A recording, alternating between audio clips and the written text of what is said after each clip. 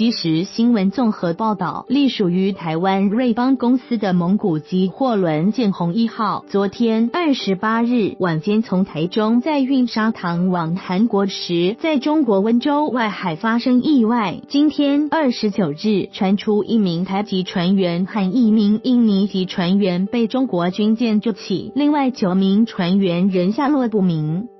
蒙古籍货轮建宏1号28日晚间发出紧急求救讯号，国军立即派遣松山 S-70C 型机一架、甲乙 EC-225 型机一架及屏东 C-130 型机一架，于28日晚间10时35分至11时3分陆续起飞执行搜救任务。内政部消防署指出，这起船难发生在中方搜救责任区，海巡署第一时间派出和新舰协巡，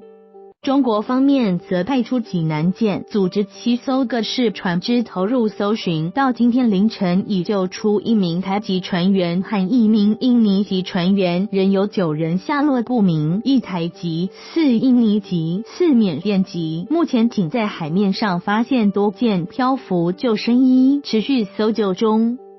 这是两岸罕见在同一事件中同时执行搜救任务。不过，军方官员表示，由于位置有些差异，因此台湾的飞行员并未与中国军舰接触。